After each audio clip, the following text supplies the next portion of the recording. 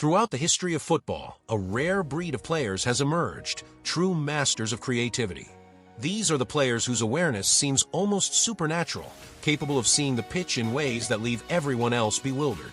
Their intelligence, technical skill, and ability to anticipate plays before anyone else make you question whether they are human or some otherworldly force. If you compare statistics across eras, looking at assists and key contributions by a certain age, you'll find legendary names topping the charts, players everyone recognizes instantly. But for a long time, there was one player who operated on a level above all of them, a true playmaking genius whose vision and timing were unmatched. He could navigate even the most crowded areas of the pitch with ease, as if an internal compass guided him straight to his teammates. Yet, despite this seemingly perfect trajectory toward becoming one of the greatest creators in football history, the path wasn't smooth. Something shifted. That ideal rise began to falter. So what went wrong? Where did the career of this creative prodigy begin to stumble? Today, we're diving deep into the story of Mesut Özil, exploring how he became one of the most brilliant playmakers the world has ever seen, and how circumstances sometimes kept him from the ultimate recognition.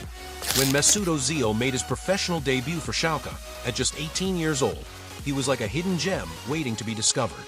At first glance, the stats didn't scream special. 5 assists over a season and a half hardly suggested he would become a generational talent. But numbers never told the full story. On the field, Özil's influence went far beyond measurable metrics. Even as a young, raw talent, he demonstrated an extraordinary sense of timing and awareness, a football IQ that set him apart from everyone else in the squad. The club quickly recognized that they had a player with enormous potential, the next great name among Germany's young talents. Yet Özil was ambitious. He knew he could achieve more, and he craved the bigger stage. Seeking greater opportunities and a role where he could shine, he left Schalke. That move would mark the beginning of the ascent that would make him a household name. With increased playing time and experience, he quickly proved he belonged on the biggest stages. By his second season, Özil's evolution was remarkable. His assists doubled, his control over the game became undeniable, and it was clear he wasn't just talented, he was a genius in motion. This growing brilliance caught the attention of the national team selectors. By the time the 2010 World Cup in South Africa came around, he had secured a place as Germany's primary creator. It's worth remembering that this was a highly competitive German squad, featuring the likes of Manuel Neuer, Sami Khedira, Bastian Schweinsteiger, Lukas Podolski, Thomas Müller, Philipp Lahm, and Toni Kroos. Standing out in that lineup was no small feat, yet Özil managed it effortlessly. His vision, precision, and decision-making elevated every game. In the 2010 World Cup, despite being one of the youngest players on the team, at 21, Özil started every match. He scored a goal and provided 4 assists, remarkable numbers for a tournament that leaves little time to showcase one's full range. His performance didn't go unnoticed. Europe's top clubs began circling immediately. Giants like Barcelona, Real Madrid, and Arsenal expressed serious interest. Wayne Rooney reportedly admired him so much that he personally lobbied Sir Alex Ferguson to sign him for Manchester United. But in the end, it was Real Madrid that secured his signature. Özil's integration at Real Madrid began cautiously. He initially came off the bench, stepping in as a substitute for Ricardo Kaká. However, injuries to Kaká opened the door for Özil to take on a central role, and he didn't just step up, he dazzled. In his first season, he netted 10 goals and provided assists at an average of 0.55 per game, even without starting every match. Every pass, every movement on the ball showcased his unique ability to orchestrate the game. By the end of that season, he led all players in Europe in assists, cementing his status as a true playmaking force. The 2011-12 season was even more remarkable. Özil scored 7 goals and provided 28 assists, averaging more than half an assist per game. He topped La Liga's assist charts and earned a spot among the Ballon d'Or contenders. Under his leadership, Real Madrid broke the 100-point barrier in La Liga for the first time ever, illustrating the direct impact of his genius on the team's success. Özil was no longer just a promising young talent, he was among Europe's elite playmakers. On the international stage, his dominance continued. In Euro 2012, he was widely regarded as Germany's central orchestrator. He had already been named German Player of the Year in 2011 and repeated the feat in 2012.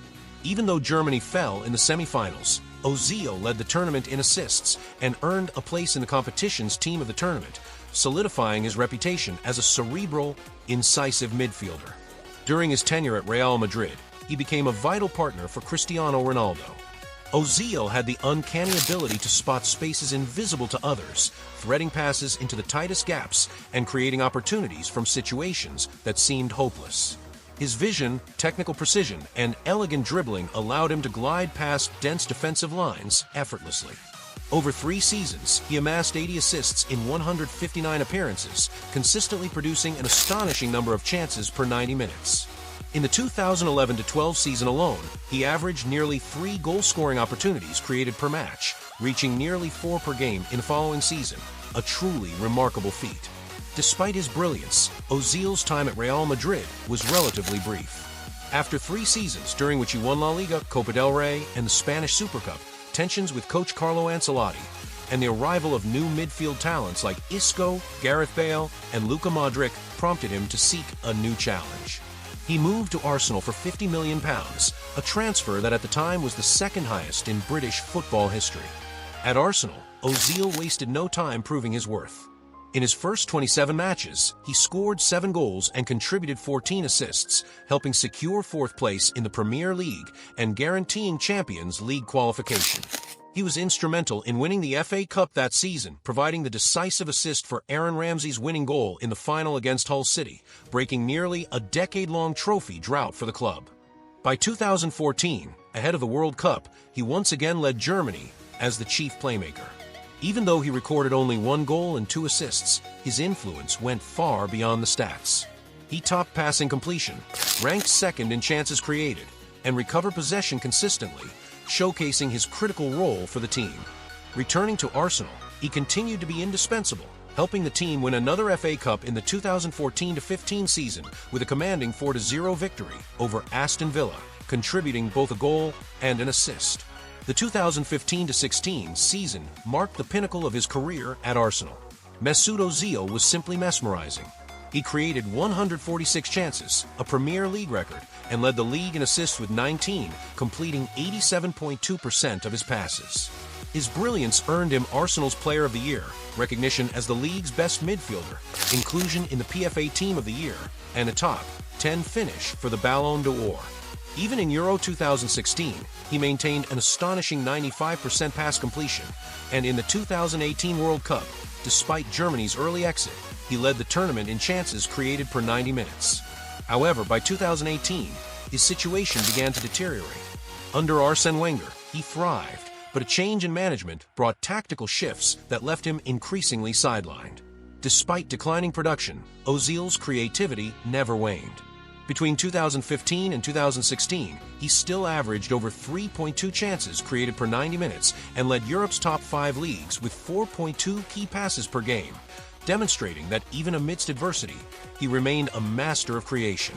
Though he eventually retired after seasons in the Turkish Super League at 34, his legacy as one of the greatest assist makers in football history remains untarnished. While many wonder what could have been if circumstances had been different, if he had stayed at Real Madrid longer or had better supported Arsenal, there's no denying that Özil's vision, technique, and football intelligence earned him a permanent place among the sports legends. And now, if you enjoyed this deep dive into Mesut Özil's incredible career, the highs, the records, and the challenges, make sure to subscribe to the channel, hit that like button, and share this video with your friends who love football. Here, we uncover the untold stories of the game's greatest minds. Soccer ball fire.